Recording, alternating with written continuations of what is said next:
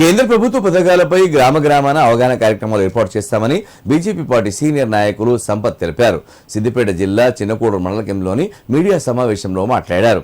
కాంగ్రెస్ ప్రభుత్వం రైతులు పండించిన ధాన్యం కొనుగోలు చేయాలని డిమాండ్ చేశారు. ఒక పక్క రైతు ఆరుగాలం చేసిన కష్టం నేలపాలవుతుంటే ముఖ్యమంత్రి రేవంత్ రెడ్డి సమీక్షలు పెడుతూ కాలయాపన చేస్తున్నట్లు మండిపడ్డారు. ఇప్పటికైనా ప్రభుత్వం కళ్ళు తెరిచి కొనాలని డిమాండ్ చేశారు. అదేవిధంగా ఈ రాష్ట్ర ప్రభుత్వం ఏదైతే ఉందో మొన్న కురిసిన వర్షానికి రైతుల వడ్లు కొనుగోలు తొందరగా చేయాలి. మొన్న వర్షానికి తడిసింది. అదేవిధంగా తడిసిన ధాన్యాన్ని కూడా వెంటనే ప్రభుత్వమే కొనుగోలు చేసి రైతులకు న్యాయం చేయాలి. లేదంటే రైతులకు నష్టం చాలా జరిగింది.